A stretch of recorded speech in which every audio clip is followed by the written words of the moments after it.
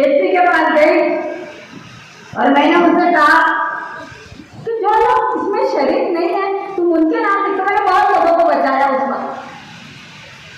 मुस्तकिल चला गया, सब लोग चले गया, बिला वजह नाम लिखता उनका।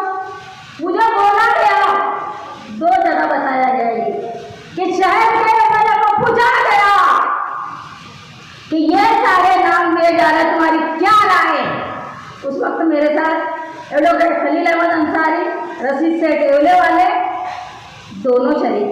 जब ये उसके वहाँ के एसपी ने मुझसे कहा कि भैया ऐसा ऐसा हो रहा है, मुझे याद पड़ता है मुझ पर पथराव हुआ था कुसुम्बा रोड पर 1999 में। मैं तकरीर कर रही थी शेख रशीद के लोगों की तरफ से।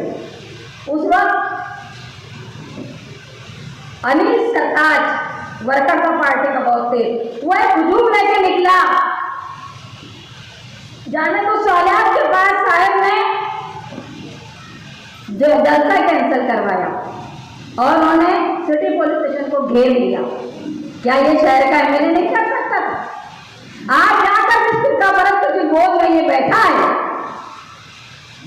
वो शहर की ईंट से ईंट बजाने के डर पे कभी फिरका परस्तों के खिलाफ जबान नहीं खुलती। जब हम समाजवादी पार्टी में जा रहे थे, इत्तेफाक से मैं, मेरी बेटी मोइन अख्तर मुस्तकीम को खाना खिलाया अबू आसिम साहब ने, और उन्होंने कहा कि निहाल अहमद का खानदान मेरे साथ आ रहा है, इससे बड़ी मेरे लिए कोई खुशी की बात नहीं होगी। महाराष्ट्र में हमारी पार्टी जिंदा हो जाएगी। उस वक्त मैंने उनसे कहा था कि एक लावारिस गांव से हम आए, एक यतीम मिस्कीन गांव के रहने वाले हैं हम, जिसकी आवाज 25 साल से कोई नहीं उठाता। कोई एमएलए हमारी बात नहीं रखता असेंबली में, कोई हमारी तकलीफ पर नहीं बोलता। वो बम ब्लास्ट हो जाए, मालेगांव का फसाद हो जाए, 2 बम ब्लास्ट हो जाए, 12 नवंबर का वाकया हो जाए, कोई एमएलए नहीं बोलता। मैं आपसे उम्मीद करती हूँ कि आप हमारे शहर की आवाज बन जाएंगे। उस वक्त उनकी आंख में आंसू थे।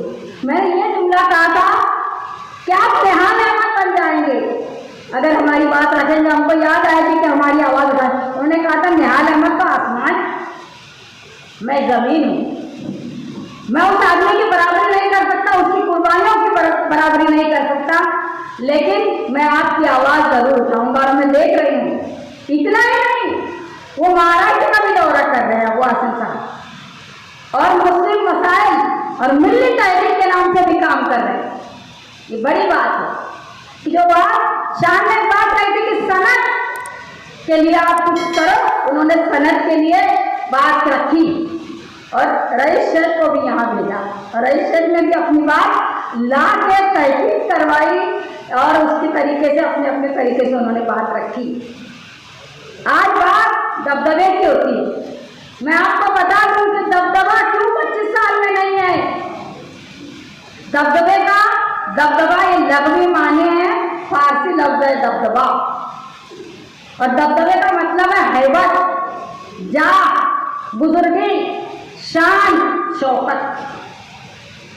अब बुजुर्गी, शान, शौकत, जा कौन लाएगा? एक ईमानदार शख्स लाएगा जो पैसा रुपया लेके किसी को टिकट न देता हो, जो स्टैंडिंग में भेजने के पैसे न लेता हो, जो स्टैंडिंग में बनाने का मेयर उसका स्टैंडिंग चेयरमैन बनाने के पैसे न लेता हो, जो कौम के हर आदमी को कारपोरेशन में बेचता हो और मुफ्त में बेचता हो, वो दबदबा लाता है। साहब ने जिंदगी भर ईमानदारी, कोई यकीन करे ना करे, 1995 तक साहब के पास 4 व्हीलर गाड़ी नहीं थी। मेरा घर रिक्शा के किराए पर चला है।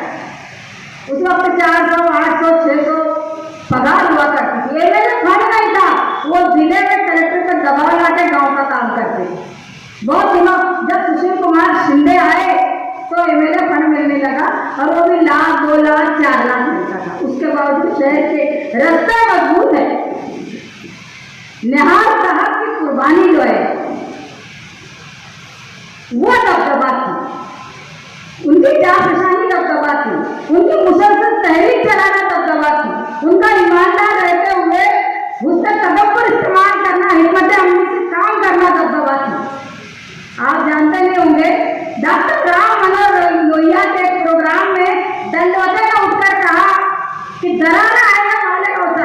दरारा मतलब दबदबा, उस वक्त शायद की प्रवृत्ति नहीं, मगर उन्होंने कहा कि दरारा ऐसा मारेगा उस पहली बार वो सुन के आए। तो दरारा पहली से लाती है, दरारा ईमानदारी लाती है, दबदबा वो लाते हैं जिनका दिल भी साफ है और शफाफ तरीके से बात करते हैं। आप लोगों को मैं दिल की गहराइयों से शुक्रिया अदा करते हुए इस शेर के साथ अपने शोहर को खराज अकीदत पेश करती हूँ कि फिक्रो ख्याल दिल में समाये हो, ख्वाबो ख्याल फिक्र नजर में समाये हो, ख्वाबो ख्याल फिक्र नजर में समाये हो, लगता है जिंदगी में मेरी लौट आए हो। और ये वर्करों की तरफ से कि शायद इसी को कहती है दुनिया के रसमेश, शायद इसी को कहती है दुनिया के रसमेश, पेवन में खाक होकर भी पागल बनाए, पेवन में खाक होकर भी पागल बनाए। मैं आप लोगों को इस बात की गवाही देती हूँ कि शान की क़यादत, मुस्तकिल जिंदगी की मेहनत, समाजवादी वर्करों की जद्दोजहद मालेगांव शहर को एक सुनहरा बाप देगी, एक सुनहरी तस्वीर देगी, एक कामकाज का नया अंदाज तरीक़ेकार देगी, जिसे ये शहर में 25 साल से जो एक तरह का ऐसा धुंधला था, जैसा लगता है कि चुन के दे दिया तुमने और वो किसी ने उसी को खरीद लिया। ये बेज़मीरी खत्म हो जाए, दुआ के साथ मैं अपनी बात खत्म कर। जो एक बुजुर्ग शख्सियत, एक कदावर शख्सियत, मैं तमाम तर बातों से कमी नज़र करके अगर आप किसी देश दुनिया देखूँ कि आपको इस बात पर फख्र होना चाहिए कि निहाल अहमद साहब आपकी मिट्टी के थे तो आपकी सरकार के लिए काम है। 2016 में उस शख्स ने दुनिया की बेवफाई को देख करके आपसे मुँह मोड़ लिया। ये कभी नहीं हो सकता एक ऐसा इंसान जो कौम का दर्द रखता हो। निहाल अहमद साहब इंसान नहीं थे, निहाल अहमद साहब शख्स नहीं थे, निहाल अहमद एक किरदार का नाम है, निहाल अहमद एक शख्सियत का नाम है, निहाल अहमद एक कौम का नाम है, निहाल अहमद एक दर्द का नाम है, निहाल अहमद एक मिल्लत का नाम है। वो जंजीर जिसने इस आशोक ज़माने में जहाँ आप देखें कि दौरे हाजिर और असर की सियासतें तअस्सुब का शिकार हो रही हैं, उस मर्द मुजाहिद ने इस माहौल में भी न किसी का धर्म देखा, न किसी का मजहब देखा, न किसी का मसल्ला देखा, न किसी का कबीला देखा, न अपना दिन का आराम देखा, न रात की नींद देखी। सबके लिए खड़े होकर के सबके दर्द में अपने आप को शामिल करके ज़माने को एक मिसाल बताई कि मसीहा कैसा होता है और मसीहा कैसा होता है। अल्हम्दुलिल्लाह मैं यहीं से मोहतरमा अजीज़ा शाह-ए-हिंद की खिदमत में उनके वालिद मरहूम और बरादर मरहूम के शान-ए-इक़रार के ऊपर अर्ज़ ताज़ियत पेश करते हुए आपसे ये कहना चाहता हूँ, ये बात याद रखिए और ये बात अगर आप नहीं याद रखेंगे तो कोई नहीं याद रख सकता। इसलिए कि हम मुसलमान कौन हैं। आप ये मत देखें कि आपकी रहबरी के लिए और आपकी रहनुमाई के लिए एक खातून खड़ी हो रही है। मैं बात कहूँ, अगर आप कबूल कर लें तो नमाजी छोटी वरना में कबूल करेंगे तो मेरी बात में कोई छोड़ नहीं है, तो मैं यहाँ से बैठ के लेकर चला जाऊँगा। महकता रहता है दिल का जहान बेटी से। मैं कहना चाह रहा हूँ, सामने वक्त की गुंजाइश नहीं है, मैं इतनी देर बोलने का आदमी नहीं कि आप पलक झटकाने लगे।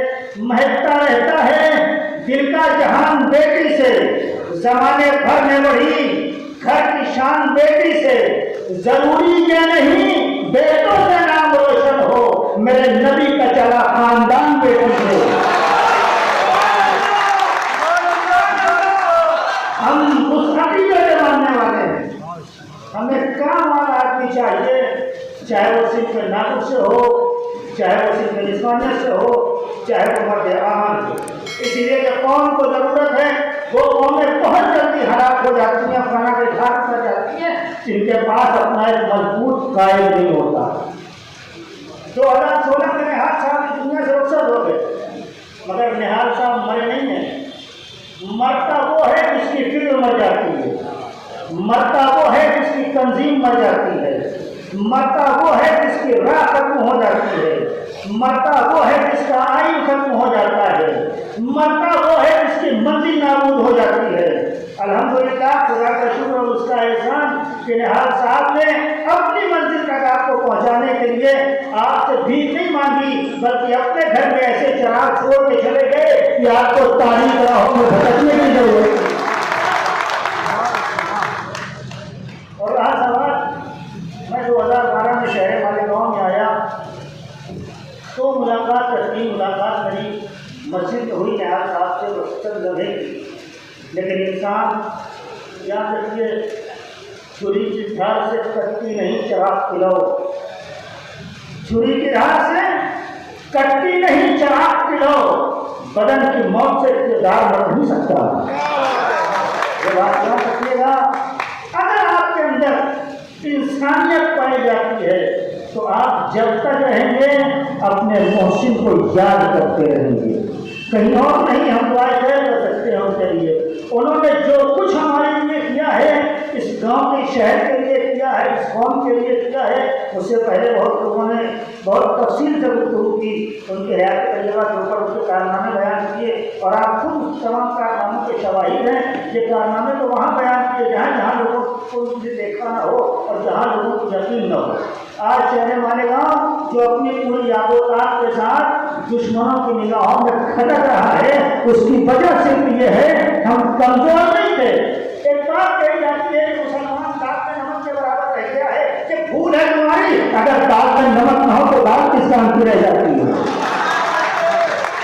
हमारे अंदर इतिहास, इत्तेफाक, प्यार, मोहब्बत, उखुवत, भाईचारगी, जब तक ये चीज़ें कायम रहेगी हमें कोई सेव नहीं कर सकता है। हम शमशीर वक़फ़ कल भी थे, शमशीर वक़फ़ अपने हदफ के लिए आज भी खड़े हैं और अपनी ज़िंदगी की बहती हुई आपकी सांस तक खड़े हैं। शहर मालेगांव में एक वाहिद कब्रिस्तान एशिया की जमात था, बहुत छोटा है, आप सब जानते हैं। इसके बाजू में ज़मीन के लिए जवानों ने जद्दोजहद की। जब जवानों ने जद्दोजहद की उसकी राह हमवार की निहाल अहमद साहब, उसमें गाइडलाइन बनकर के पेश रहे, मामले को कैसे मंजिल कमाल तक ले जाना है उसकी रहनुमाई की। ये काम करके उन्होंने बताया कि मैं इंसानियत का रहबर हूँ, कबीले का रहबर नहीं है।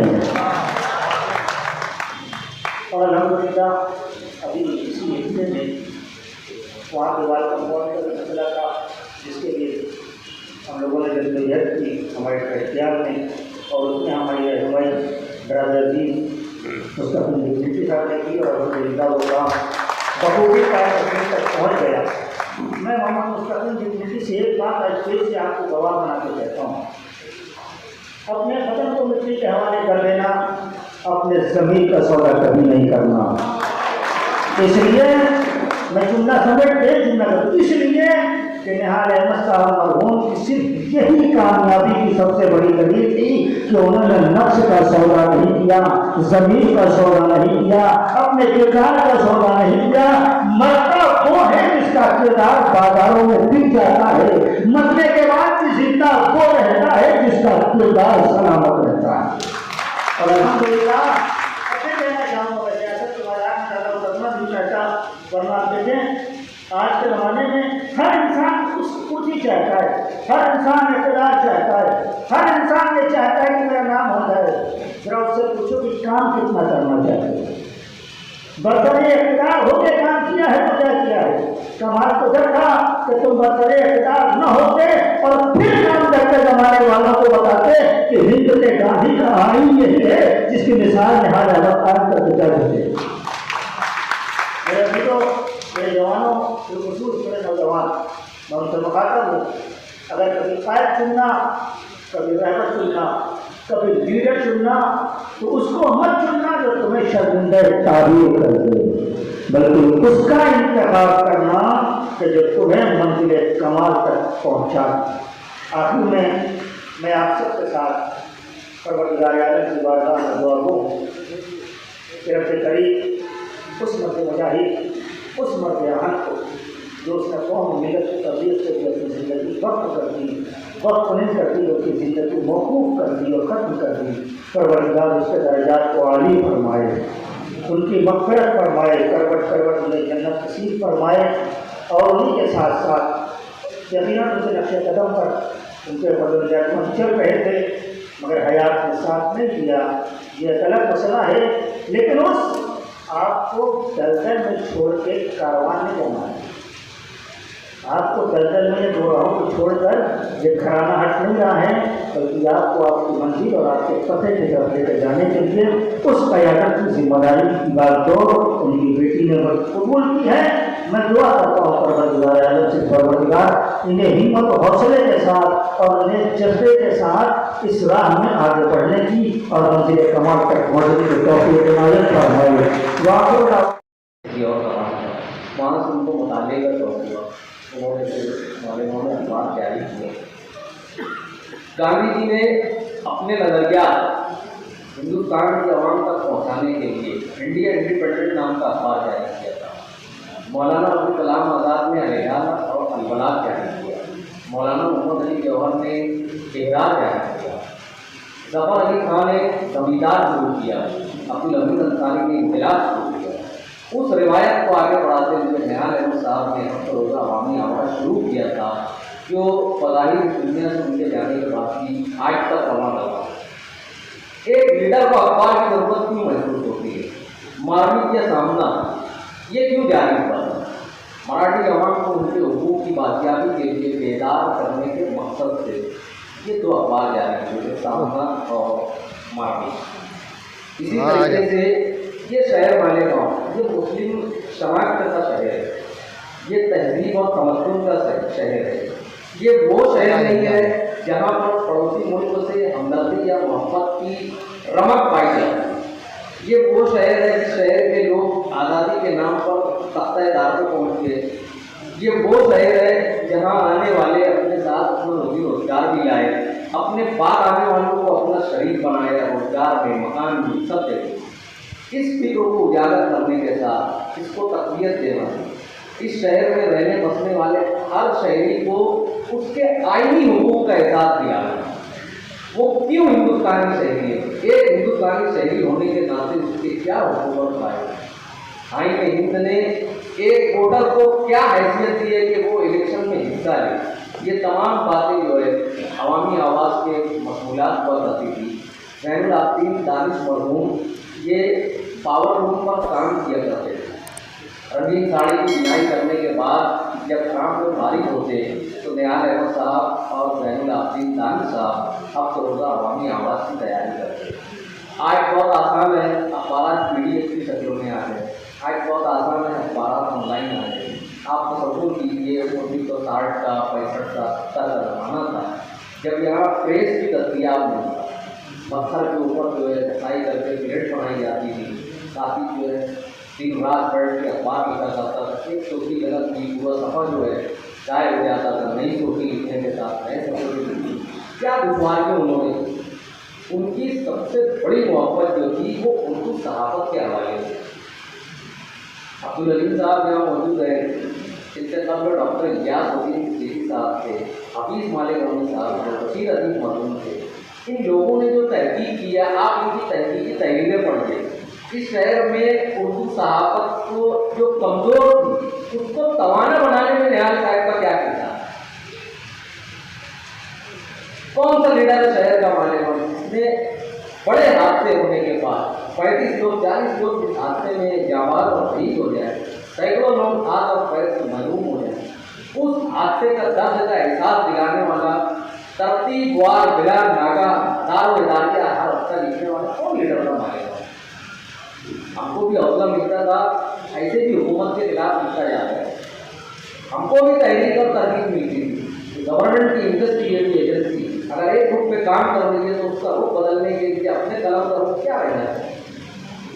एक जिम्मेदार सहाबी की हैसियत से, एक बालमीर सहाबी की हैसियत से, और रिवायत जिसकी बुनियाद सैयद बदरुल हसन हजरत नवानी ने रखी, वो रिवायत जिस पर चलते हुए शौकत अली और मोहम्मद अली जवाहर अली बिरादरान जेल की सलाखों के पीछे चले।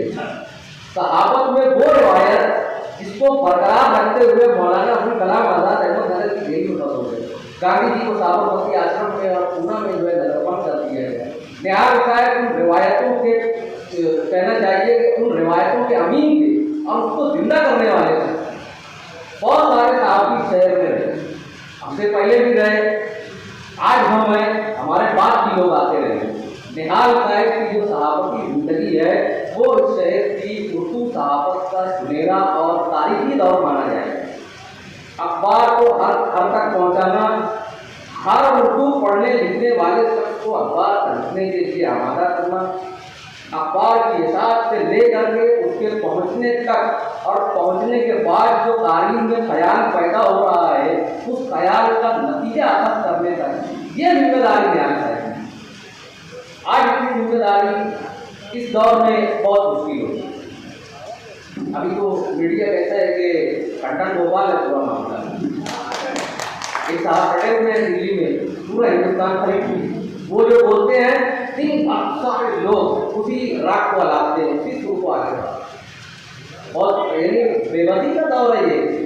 हम लोग तो रोजाना देखते हैं कि भाई ये जो मोदी मीडिया चल रहा है, सोचते हैं कि यार अगर हमारे साहेब होते मोदी के ऊपर कैसे आधार अमित शाह की तानाशाही में क्या बोलते हैं? महाराष्ट्र में जो हुकूमत बनाने की तिगड़मबाजी है, साहब हमारे होते तो क्या है?